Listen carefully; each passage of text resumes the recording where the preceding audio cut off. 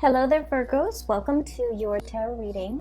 So, without further ado, I feel that the energy for this reading is really about, changes coming in at the very last minute. Okay, so I do sense some really major changes coming into the picture for you. And I feel like the message I'm getting is sooner than expected, but then at the same time it's like very last minute, very unexpected. So that's what I'm getting, and it's kind of a contradiction. So let me just explain. I'm feeling almost like there's something that you have been thinking about, trying to manifest for a very long time. And I feel like for many of you, might be 2 years, the past 2 years, you're just like, I'm waiting around for it. And you're not one to, sit around idle and wait for the tides of change to come swooping in. You guys are very, productive. And you guys are quite like busybody. You like to stay productive. You like to be efficient with your time. So it's not like you're sitting there mulling around waiting for things to come in. So on the one hand, it's always, on the forefront of your mind that you want to implement something. You want to change something. You want to do a drastic move or something very, very, I want to say like, it's like a change that is quite drastic for a Virgo. It's quite a drastic change, okay? Because you guys are still a creature of habits. But I feel like you've been mulling over a situation for a very long time. And so it's always on the back of your mind. It's also, on some days, it's on the forefront of your mind. And so I feel like you've been waiting for the opportunity or the chance encounter or something to manifest itself. And so I feel like even though you've been waiting for it for a long time, the way that it comes in, it's like when you've given up hope or when you just like kind of clear it or maybe even move it from the forefront of your mind into the back of your mind and focus on other things and, finding enjoyment and still moving on with your life. That's when this major drastic change is going to come in. And so it's coming in at a very, I want to say opportune moment, but also very unexpectedly. Okay, so that's what I'm seeing. I saw 2 images for you, and I feel like the first image is definitely in relations to your love life. The second image is other things that are, that it might have to do with this change. So let me just relay the first information first, and then we'll talk about the 4 cards, because it seems like the reading is split this way. So first of all, I see this man. He's wearing a coat. It's like autumn. He's at a park. It looks like Central Park. It looks outdoorsy. Lots of people around, but not so much that it's crowded. There are a few pigeons on the ground. And he's wearing like a brown coat. He looks very handsome. Like he's, probably 35, 40 at the latest. And he has like a little Ziploc bag of like breadcrumbs. And so he's kind of casting it onto the ground, and the pigeons are like pecking at it. And so he's doing this. He's in a very calm state, but he's thinking about somebody. Okay. It looks to me like, he's on his lunch break, taking a walk, feeding the pigeons, or maybe he finished his sandwich and there are breadcrumbs in that bag. So he's feeding the pigeons. But either way, he looks like he's in an office type of a work environment, because he's dressed like, loafers and slacks and a shirt without a tie and a brown coat, like a brown trench coat. And so he's thinking about somebody else. He's thinking about somebody. And so the scene kind of splits in half, and there's another image. While he's feeding, there's another image of a woman. She's really pretty. She has blonde hair, and she has a mole, a very distinct mole on the bottom, I want to say right. Yeah, it would be the bottom right side of her chin. Like it's a small speckled mole, but it's very distinct for some reason. She has like red pinkish lipstick on. She's in the kitchen. She's wearing an apron. She has blonde hair. She's very young, like probably around the same age. She's cooking a pot of soup, So a really big pot of soup. And she's tasting it from a ladle, and she's adding a little bit more seasoning, salt, pepper, whatever it is. And then she turns off the stove, like it's ready, so she turns it off. And she's looking at the stove, then she looks at her living room, and she's alone, you know, in this house, in her space. And she's kind of thinking like, you know, this is such a big pot of soup. I wish that that other person were here to enjoy this food with me. So it seems like there is a situation where the two of you might have been broken up. I do see, you know, the split scene as in two people that miss each other, that long for each other's company, that's heavily thinking about one another. That's like the whole concept about sharing food, cooking for one another, you know, I guess connecting through food. It seems very nurturing. It seems like it might have been a relationship where there's a lot of community, there's a lot of caring, there's a lot of tenderness, there's a lot of like, you know, mutual affection, and you know, it's not like you wouldn't eat and cook for somebody you don't like, right? So I feel like in a way the relationship that the two people have had in the past might have been, you know, they might have shared space together, they might have lived together, they might have been married, they might have dated for a very long period of time where they're comfortable around each other and they care for each other. So whatever the situation is, there might have been a situation where two people have broken up and they're still longing to reconnect. Okay, so I feel like for majority of you that might be the situation, because he's on the park bench eating lunch possibly by himself and then feeding the birds. Like he wants somebody to share that experience with him.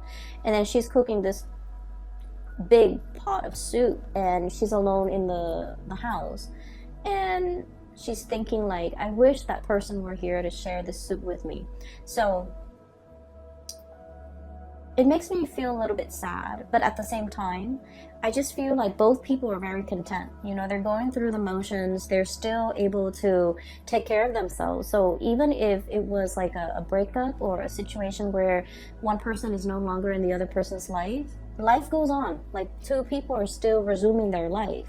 They miss each other once in a while. They're nostalgic for the past, and they miss that sense of companionship, I feel. There's definitely a sense of like, yeah, companionship. But you know, life goes on. No one is heartbroken and devastated and unable to function. Both parties are still able to function. Give me just 1 second, I apologize. Sorry about that. I was making tea and the water boiled, so I had to turn it off. Going back to that image that I saw, I feel for many of you, the fact that these two people are, you know, in different places, like there might be like geographical distance, and the fact that they're heavily thinking about each other denotes to me like a really strong soul connection. Okay, and it's depicted here. I have the Two of Cups. This is the sense of companionship. Okay. The cups energy deals with like emotions and also spiritual energy, where two people feel very, very connected. Okay, when they think about you, you know they're thinking about you, and it's sort of like, you know, feeds into this loop where you end up reverting to, you know, thinking about them, and vice versa. So it's a situation where two people are very, very deeply connected, really care about each other. There might be great compatibility as well. Really great compatibility between two people. So for you, especially if you're in a long distance relationship, I feel like there is an immense sense of longing, wanting to be together, wanting to connect, wanting to, you know, share the experience with another person. And then I also feel for others, there might have been a situation where it's like distance, like admiring somebody from a distance is what I'm seeing. I have here the Hermit, and the Hermit is a lonesome card. It doesn't mean loneliness. It seems to me like some type of remote viewing. some type of like distance associated with you and another person.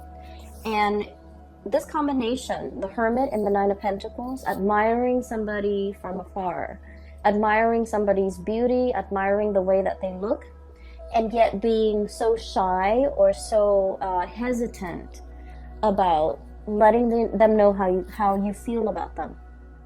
Okay, so if you're geographically distant from the person that is, you know, really occupying a lot of your thoughts, and you're thinking heavily about them, I feel like they are definitely also thinking about you. And then I also feel, you know, with Virgos are deeply shy by nature. And so I do sense that some of you might have somebody that you're really admiring from afar. You know, you're like wanting to touch them, wanting to talk to them, wanting to communicate, wanting to really tell them how you feel. But in a way, your feelings for this person scares you. You like to be in control of your emotions. You're also very rational. And I mentioned this before, but Virgoing people don't fall in love. Like, love at first sight is not a thing for you guys. You can date somebody for a very long time, but if you haven't, you know, made up in your mind that you're in love with this person, you might never fall in love with the person. So I feel like, you know, you're very sensible and just like even keel and level-headed when it comes to relationships, when it comes to love, when it comes to emotional expression. And so I feel like you're feeling this wave of emotions overcoming you, and you kind of, you know, shrug it off or cast it aside. You're like, that's not rational. I barely know this person. It's not rational, you know, to like be head over heels and fall in love with someone when I barely know them. So I feel like you have someone that you're really admiring. You really like this person. They're very independent. I'm getting a feeling of like somebody who might be let me see, like somebody who's quite exotic, who you know, there's something unique about them. So the woman with the mole on her face, it's coming out, it's near her chin. So like, I feel like you're dealing with someone who's not stereotypically, like, it's not somebody that everyone would consider like classically beautiful or classically handsome, but for whatever reason, there's something about them. They have charisma, they have stage presence, they have magnetism. There's something that makes them very unique, and other people cannot help but stare at them twice. You know how there are some people, they're not classically handsome or beautiful by any stretch of the imagination, but there's something about them that's very alluring, and I feel like it has a lot to do with their confidence, the way they carry themselves, the way they carry themselves. Okay, this is a Nine of Pentacles, very independent, self-sufficient, bold. It's somebody who is like, on the one hand, they can be very earthy, very easygoing, not high maintenance.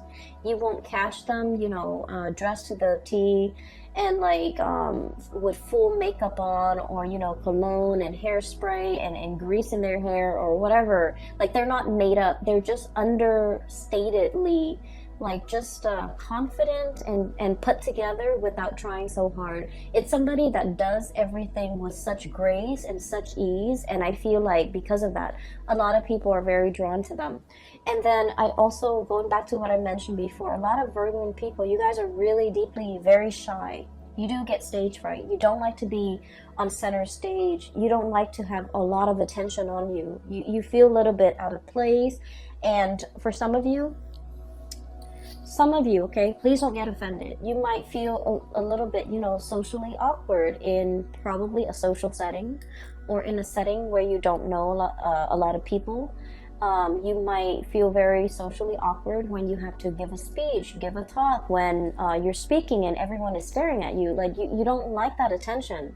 And so you admire this person for the bold and the, I guess, like the confident way in which they move through life. the ease in which they do everything, and the ease in which things just magically work out for this person. So I feel like you really deeply admire this person.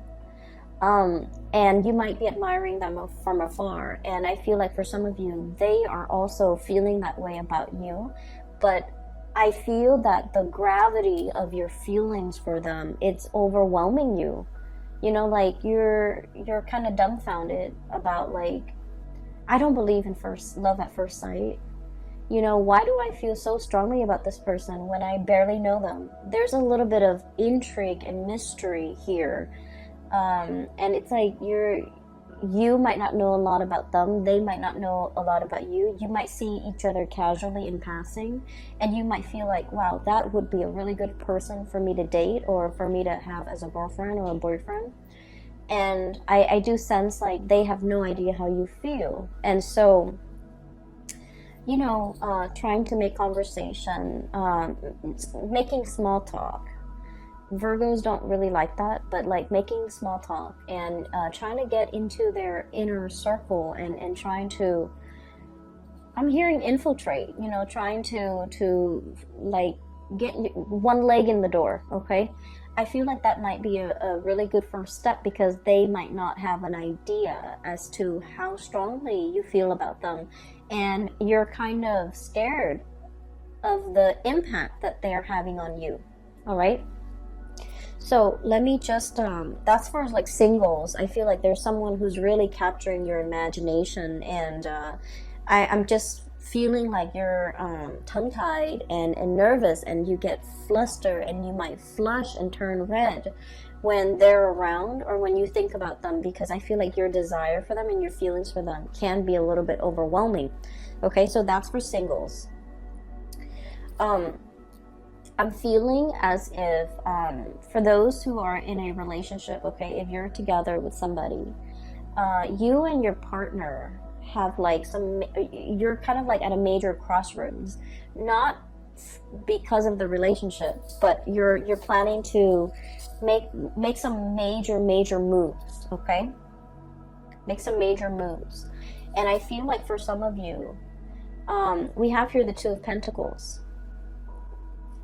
And the Two of Pentacles is about juggling jobs, juggling responsibilities, trying to figure out, you know, do I stay here where it's stable, or do I go somewhere else? And I feel like this decision, you're trying to think of it. It's like it doesn't exist in a vacuum. You're not making this decision alone.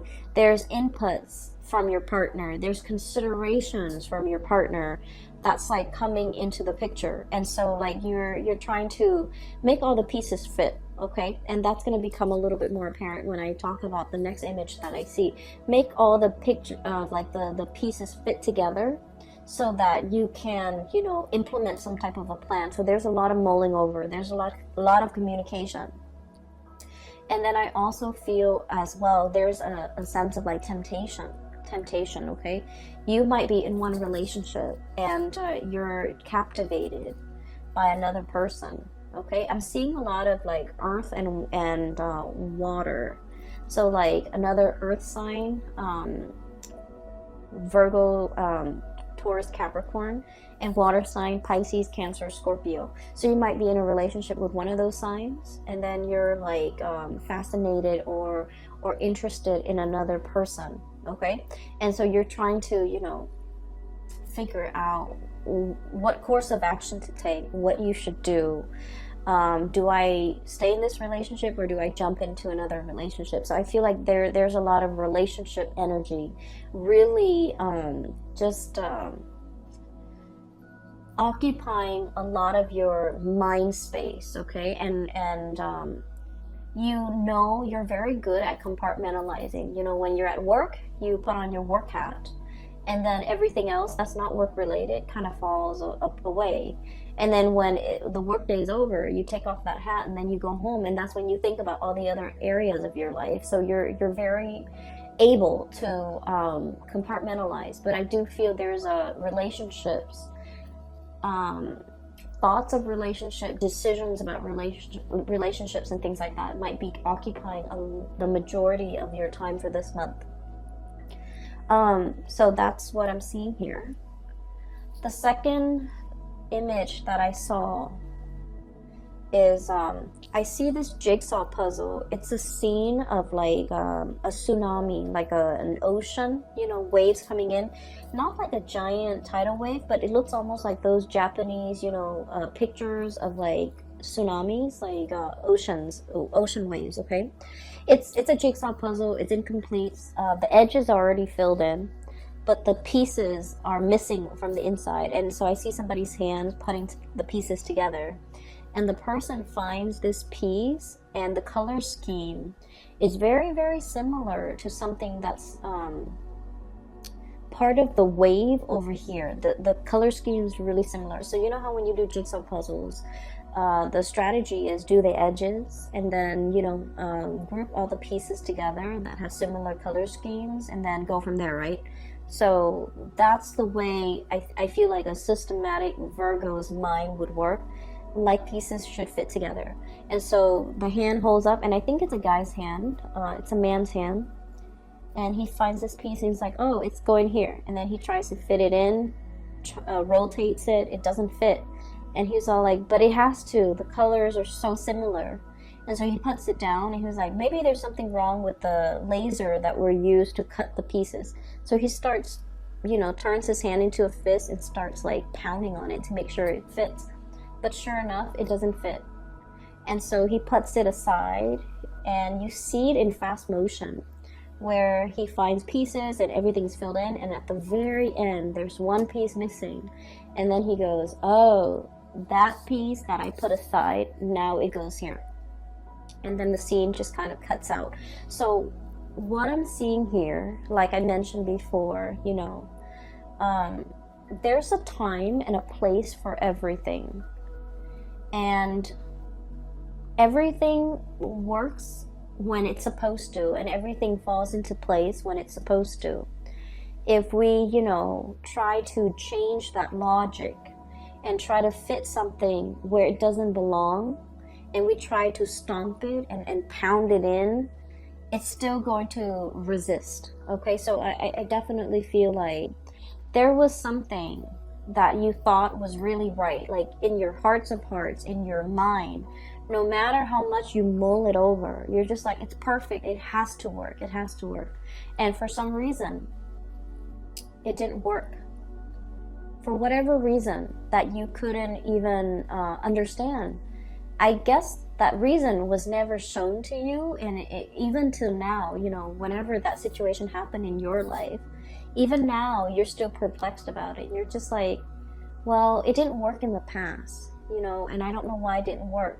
What will happen now to make things work? So I feel almost like this, you know, it's like a infinity loop, you know, this things coming back full circle, where you're reminded of a time where you tried something and you were so 100% sure that, well, the colors are similar, the edges are similar, why didn't it fit? And now a similar situation is coming around, and you're just like, what if it doesn't fit this time? What if it flops on me? Right? And so I feel like there's something coming around full circle, okay? And whatever didn't work out before, it's going to work out now, because in the past, you forced it. You pounded it in. And I feel almost like you were so focused heavily on the details, on the, I want to say like you might have been focused on, I guess like it's sort of like wanting something so badly and making sure that it fit, even when the physical environment was not right. Does that make sense? And I mean, it got to the point where the man with the jigsaw puzzle, he was like using his fist to kind of like hammer it in, but it didn't fit. And so they're telling you, whatever that situation was, that made you feel like you doubted your intuition, you doubted your judgment because you were so sure whatever it was, it's coming back around. And now you're in a much better space where you're not trying to make things fit, where you're not trying to force things, where you are operating from a place of wisdom and allowing. And that's when the situation is like, it's right, okay? So there's a time and a place for everything. We have to be able to see the big picture in order to understand how the parts all fit together. Does that make sense? And the reason I say that is you have some two cards here that are back to back. 5 of Swords. And then the 6 of Swords. I'm sorry. 5 of Wands, excuse me, and then the 6 of Wands, okay? So, I'm sorry, this is the 5 of Swords. So, the 5 of Swords is a situation where we're kind of like arguing, bickering, and the sword energy denotes communication, thought processes, mental processes that might have been faulty, where no one is really getting a word in. Everyone is bickering. Everyone is trying to, be right, trying to prove that they're right. And with the 5 energies, 5 indicates a major turning point, some major change, okay? And then we have here the 6 of Wands, which is a victory.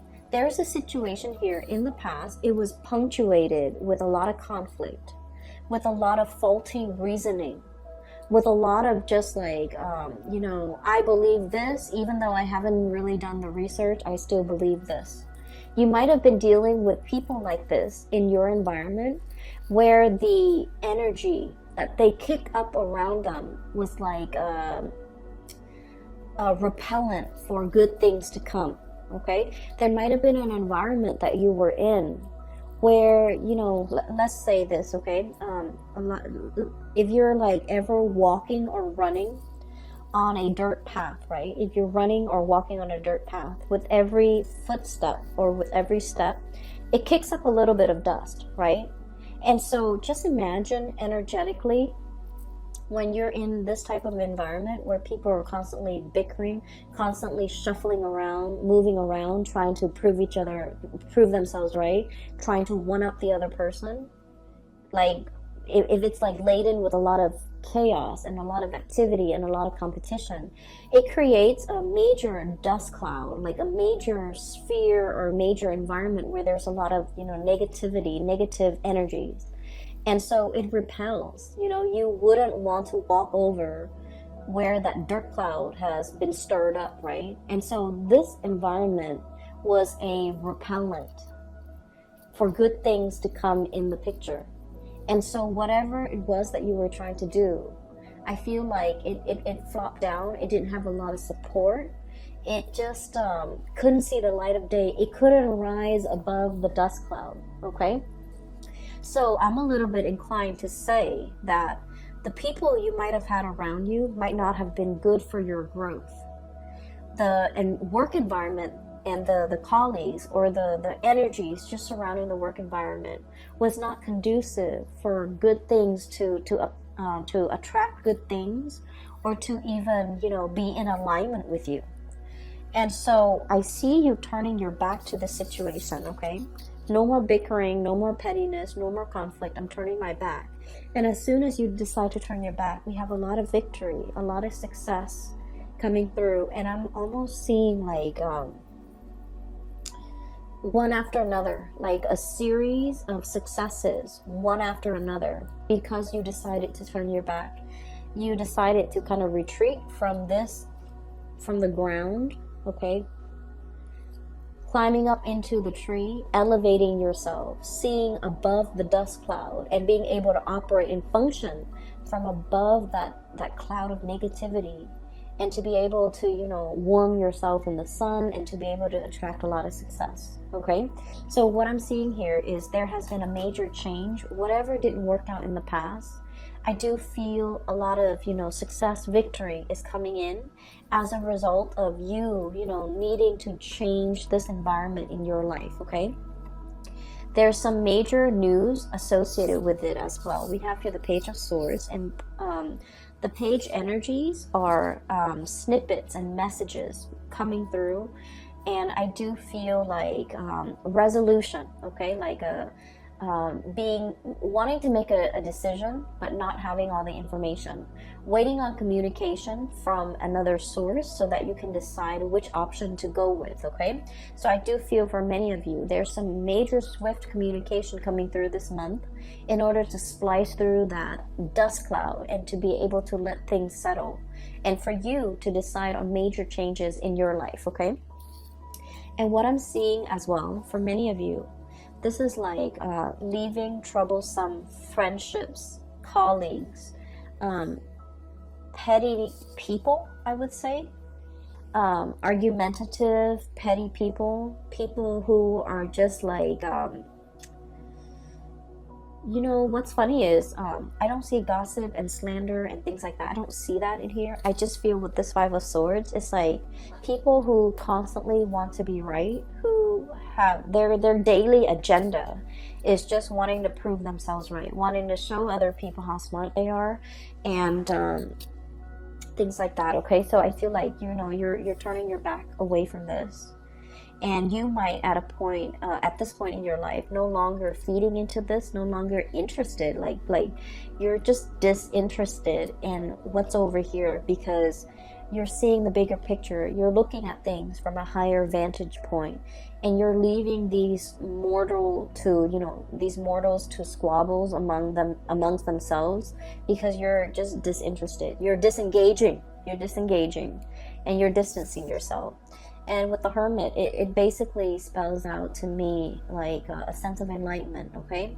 Not being bogged down with the material things that at the end of the day don't really matter, but operating from a higher vantage point, okay?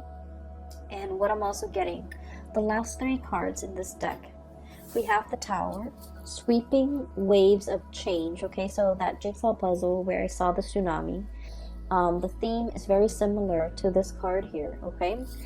What I'm feeling here is, I pulled out this card earlier to clarify what the Tower represents. And this card to me is about manifestation, is about, it's almost like, you know, thinking whether or not we have the capabilities and the skills and the know-how and the ability to do something. I feel like whatever that situation was in the past that you failed at, or you felt like, I was so sure, why didn't it work out?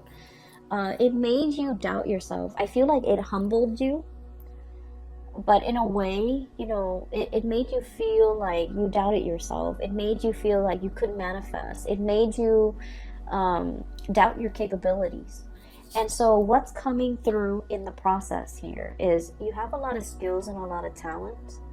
And I feel like this environment here did not give you an opportunity to shine. It did not honor your growth potential. It was not conducive for growth. It was not conducive for you to utilize your full talent, to display all your skills, all your assets, all the, it just like, it stifles your growth almost, okay? And so there is a huge sweeping change coming into the picture. So this is a mermaid here, 5 of Cups, okay? Wondering about something that, like a missed opportunity, okay? Longing for something that's no longer in the picture. But I see this as like a scorched earth, okay? This is a mermaid. And the classical like depiction of a mermaid is it has a body of a fish and a head of a woman, right? This is the opposite. This is a situation where this animal has to adapt to its environment, you know? It's not happy. It still like has a head of a fish. It wants to be in the sea. And yet the body had no choice but to adapt, to grow legs so that it could walk on land, because this environment is very parched. There's no emotional fulfillment. There's no spiritual fulfillment. It's just very parched. And so it's waiting for the rains to come and wash it away and to carry it to sea.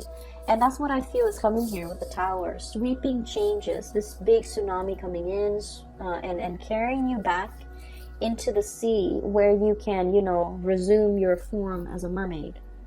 okay, like the traditional standard mermaid form, face of a woman, body of a fish. And she is now in an environment where there's water, where there's life, where there's emotional fulfillment. And so there's something major here that will be coming through in the month of December. And I do feel like it's going to bring you to an environment where you belong, because wherever you are right here is not meant for you. It's there's no growth potential. There's a lot of dryness, and I'm seeing like, you know, just like it's an environment that's very dry. So for many of you, you might be changing jobs. You might be moving from a really dry, arid environment like the desert to a place that's in the tropics, that's by the sea, that's a lot more, I want to say like, it's just a lot more conducive for growth, okay? And we're not just talking about like a place that's green and lush and things like that. We're talking about emotional, spiritual growth. We're talking as well career growth. We're talking as well, you know, being in a new environment where you're able to develop to your full potential, where people appreciate all that you have to offer and they don't take you for granted, pretty much, okay? So that's what I'm seeing here. Once again, it's like the change is long coming, but it's gonna swoop in very, very quick. And that's a contradiction, but for whatever reason, I just feel like you've been waiting for it for quite some time, but it's going to come in very unexpectedly. You're kind of bookended by two major arcana cards here. We have the Hermit, taking time to yourself, being deep in contemplation, and really figuring out, you know, what's the next step in your life. And then once you have that figured out, once you've reached that space of wisdom, that's when the Tower will bring about these changes that you've been wanting for a very long time, all right? So I'm going to leave it at that. I do wish you all the best for the month of December. Once again, I apologize for the delay with this reading. I hope it finds you well still, and I hope it is relevant and applicable and might be helpful for you this month, okay? I will be back next month. I will talk to you later, Virgos. Take care of yourself.